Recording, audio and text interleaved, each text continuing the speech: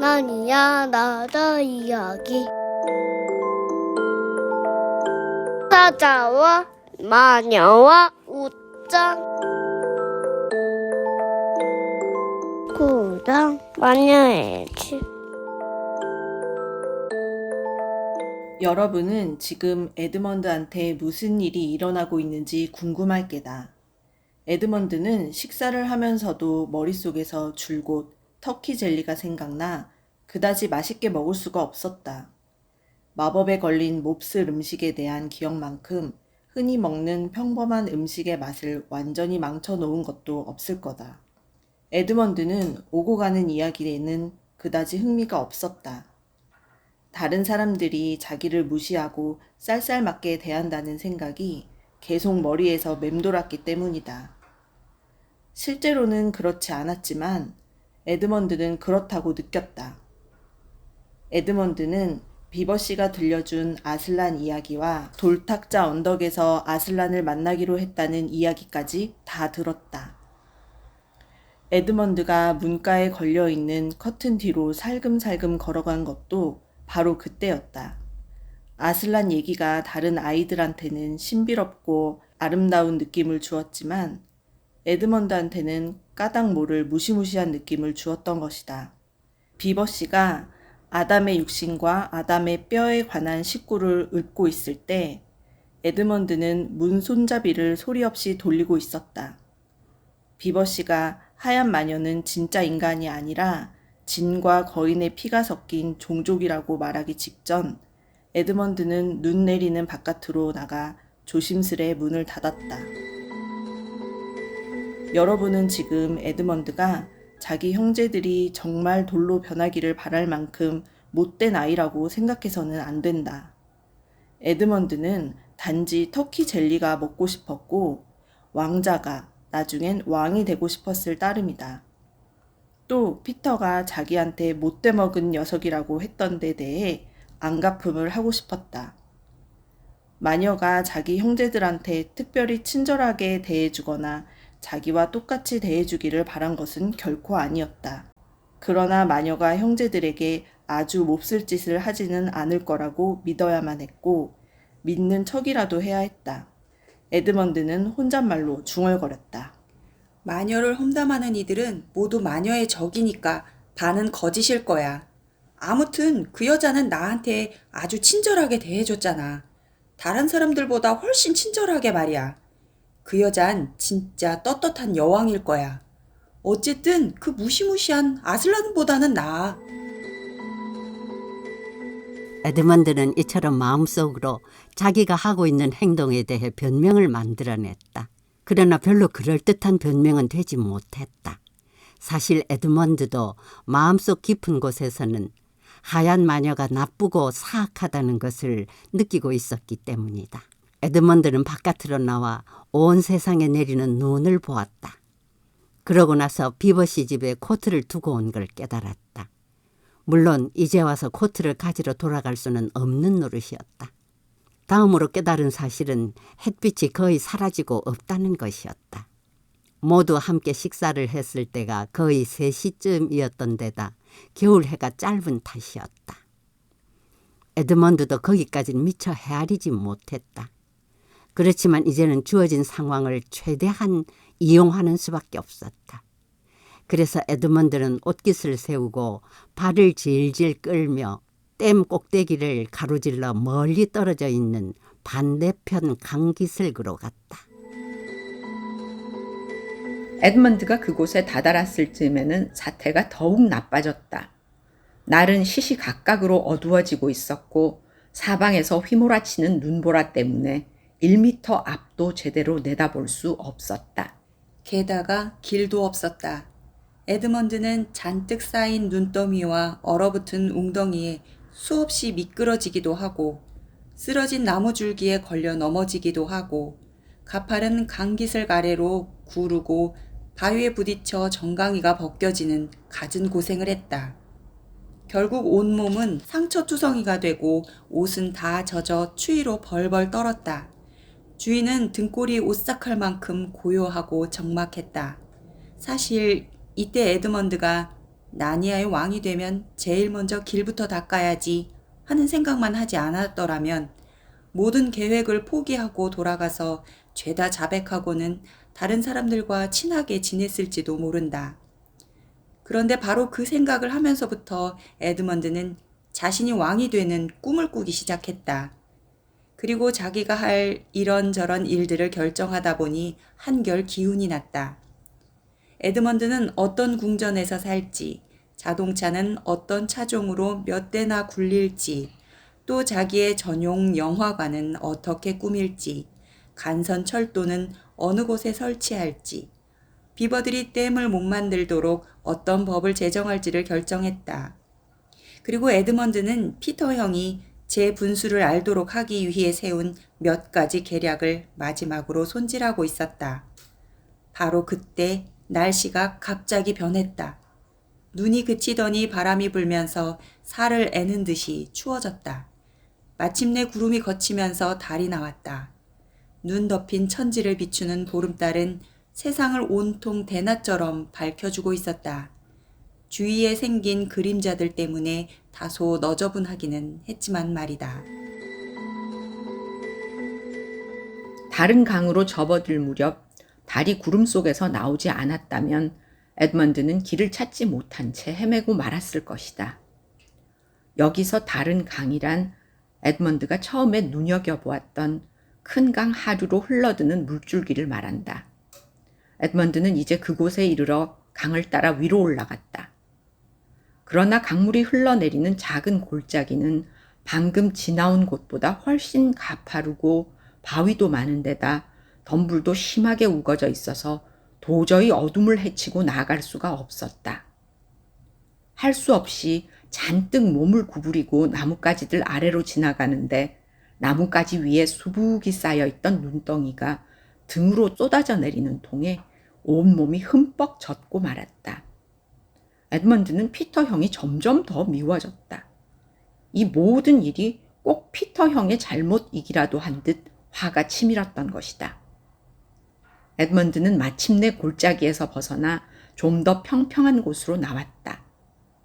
이제 에드먼드 앞에 있는 강 건너편에 작은 언덕 2개가 보였고 그 사이에 자리 잡은 작은 평지 한가운데에 하얀 마녀의 집인 듯한 것이 눈에 띄었다. 달은 아까보다 한층 환하게 빛나고 있었다. 그 집은 한마디로 조그마한 성이었다. 그것도 마치 바늘처럼 날카로운 모양의 길쭉하고 뾰족하고 작은 첨탑만으로 이루어진 것 같았다. 탑들은 꼭 커다란 마법사의 모자나 바보 모자처럼 보였다. 달빛을 받아 눈 위에 생긴 기다란 탑 그림자는 기이한 분위기를 자아냈다. 에드먼드는 차츰 그 성이 두려워지기 시작했다. 하지만 이제 돌아갈 생각을 하기에는 너무 늦었다. 에드먼드는 꽁꽁 얼어붙은 강을 건너 그 성으로 걸어 올라갔다. 움직이는 것이라곤 전혀 없었고 아무 소리도 나지 않았다. 심지어 자신의 발자국 소리조차 눈 속에 파묻혀 들리지 않았다. 에드먼드는 문을 찾으려고 걷고 또 걷고 모퉁이를 몇 번이나 돌면서 작은 탑을 수도 없이 지나갔다. 그렇게 거의 성 둘레를 한 바퀴 돌고 나서야 간신히 문을 찾아냈다. 거대한 아치로 되어 있는 입구에는 뜻밖에도 커다란 철문이 활짝 열려 있었다. 에드먼드는 아치로 살금살금 다가가 안뜰로 고개를 들이밀다가 하마터면 심장이 멎을 뻔했다. 입구 바로 안쪽에 빛나는 달빛을 받으며 거대한 사자 한 마리가 금방이라도 튀어오를 것 같은 자세로 웅크리고 있었던 것이다. 에드먼드는 들어가기도 두렵고 돌아가기도 두려워서 다리를 후들후들 떨며 아치의 그림자 속에 몸을 숨겼다. 그렇게 너무 오랫동안 서 있다 보니 설사 겁을 집어먹은 게 아니라 해도 너무 추워서 이를 딱딱 부딪히지 않을 수 없었다. 실제로 얼마나 오래 그러고 있었는지 몰라도 어쨌든 에드먼드한테 몇 시간이나 지난 것 같았다. 드디어 에드먼드는 왜 사자가 꼼짝도 안 하고 있을까 궁금해지기 시작했다. 사자는 처음 봤을 때부터 지금까지 조금도 움직이지 않았기 때문이다. 에드먼드는 될 수 있는 한 아치의 그림자 밖으로 벗어나지 않으려고 애쓰면서 조금씩 가까이 다가갔다. 그제야 에드먼드는 사자가 자기를 전혀 볼 수 없는 위치에 있다는 점을 깨달았다. 하지만 사자가 고개를 돌린다면? 하고 에드먼드는 생각했다. 사실 사자는 1미터쯤 떨어진 곳에서 등을 보이고 서 있는 작은 난쟁이를 뚫어지게 바라보고 있었다. 옳지. 사자가 난쟁이를 덮칠 때 도망가야겠다. 그러나 사자는 여전히 꼼짝도 하지 않았고 난쟁이 역시 마찬가지였다. 비로소 에드먼드는 하얀 마녀가 나니아 국민들을 돌로 만들어 버린다던 이야기가 떠올랐다. 어쩌면 저건 그냥 돌사자일지도 몰라. 그 순간 에드먼드는 사자의 등과 머리 꼭대기가 흰 눈으로 덮여 있는 걸 알아차렸다. 석상이 틀림없어. 살아있는 거라면 몸에 저렇게 눈이 쌓이도록 서 있을 리가 없지. 에드먼드는 터질 듯이 두근거리는 가슴을 억누르며 위험을 무릅쓰고 한 발 한 발 느릿느릿 사자 곁으로 다가갔다.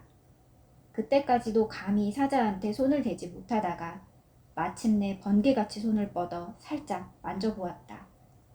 그것은 그저 차가운 돌이었다. 겨우 이까지 석상 따위에 겁을 먹었다니.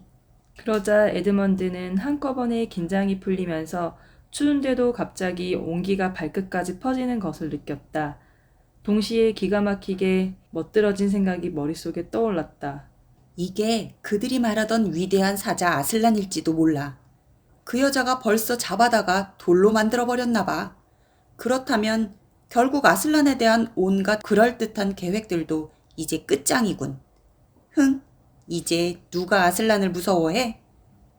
에드먼드는 고소하다는 듯 돌사자를 바라보고 서 있다가 곧 멍청하고 유치하기 짝이 없는 짓을 했다. 에드먼드는 주머니에서 몽당 연필을 꺼내 사자의 윗입술에 콧수염을 그리고 눈 위에 안경을 그려 넣었다. 그러고는 말했다. 야, 바보 늑다리 아슬란. 돌이 된 기분이 어떠냐? 내가 꽤나 대단한 줄 알았지? 하지만 낙서를 했는데도 달빛 속에서 눈을 빤히 뜨고 있는 거대한 돌사자의 얼굴은 여전히 무시무시하고 슬프고 위험에 차 있어서 에드먼드는 사실 놀리는데 별 재미를 못 느꼈다. 안뜰 한가운데 이르자 주변에 널려있는 수십 개의 석상이 눈에 들어왔다. 마치 게임이 반쯤 진행된 체스판의 체스처럼 여기저기 흩어져 있었다. 돌이 된 늑대와 돌이 된 곰과 여우와 스라소녀들이 있었다. 여자처럼 보이는 아름다운 석상도 있었는데 그건 나무의 정령이었다. 거대한 켄타우로스 형상도 있었고 날개 달린 말과 함께 에드먼드가 용이라고 생각한 기다랗고 유연해 보이는 것도 있었다. 그 모든 것들이 환한 달빛 속에서 꼭 살아있는 것처럼, 그러나 완전히 정지한 것처럼 아주 이상한 자세로 서 있는 바람에 안뜰을 지나가기가 여간 으스스한 게 아니었다. 한가운데에는 나무만큼이나 키가 큰 인간 형상의 거대한 석상이 우뚝 서 있었는데 텁수룩한 턱수염과 사나운 표정을 지은 채 오른손에 어마어마하게 큰 방망이를 들고 있었다. 생명이 없는 돌 거인이란 걸 알면서도 에드먼드는 도무지 지나가고 싶지가 않았다. 그제야 에드먼드는 안뜰 저 안쪽에 있는 문가에서 새어나오는 희미한 불빛을 보았다. 다가가 보니 열린 문까지 올라가는 돌계단이 놓여 있었다. 에드먼드는 계단을 올라갔다. 거대한 늑대 한 마리가 문간에 누워 있었다. 괜찮아. 돌 늑대일 뿐인데 뭐 날 해치진 못해. 에드먼드는 늑대를 넘어가려고 다리를 들어 올렸다. 바로 그때 그 거대한 것이 벌떡 일어나더니 등에 털을 곤두세우고 어마어마한 빨간 입을 쩍 벌리고 으렁대는 소리로 말했다. 웬 놈이냐? 누구냐? 꼼짝 말고 정체를 밝혀라. 에드먼드는 너무 떨려서 입이 제대로 떨어지질 않았다. 저는 에드먼드예요. 요전날 숲에서 여왕폐하를 만난 아담의 아들입니다. 지금 우리 형과 누이들이 나니아에 왔다는 소식을 전하러 왔어요. 아주 가까운데 비번의 집에 있어요. 여왕폐하는 우리 형제들을 만나고 싶댔어요. 그러자 늑대가 말했다. 여왕 폐하께 말씀드리겠다. 목숨이 아깝거든 문가에 꼼짝 말고 서 있어.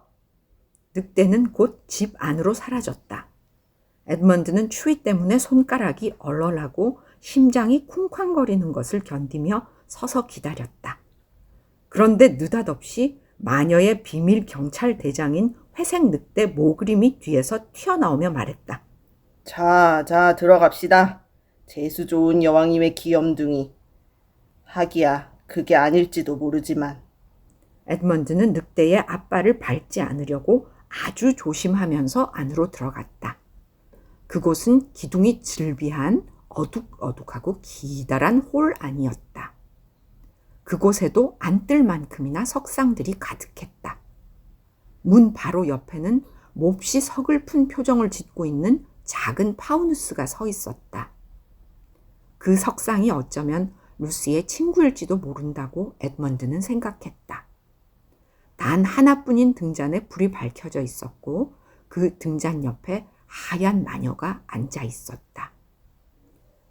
에드먼드는 미친 듯이 앞으로 달려나가며 소리쳤다.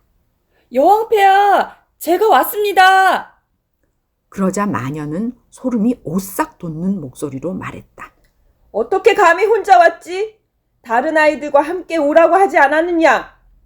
제발 여왕폐하, 저는 최선을 다했어요. 아주 가까운 곳까지 형제들을 데리고 왔어요. 지금 비버 부부와 함께 강 상류의 댐 꼭대기 작은 집에 있어요. 마녀의 얼굴에는 천천히 잔인한 미소가 떠올랐다. 그게 전부냐? 아니요, 여왕폐하. 그러면서 에드먼드는 앞으로 나아가 비번의 집을 떠나기 직전에 들은 이야기를 낱낱이 일러 바쳤다. 여왕이 소리쳤다. 무엇이라고? 아슬란? 아슬란이라고? 그게 사실이냐?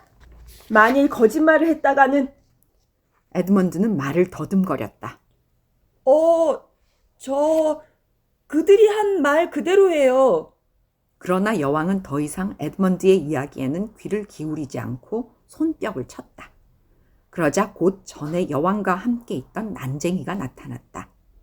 마녀는 명령을 내렸다. 썰매를 준비해. 그리고 종이 달리지 않은 끌채를 사용하거라.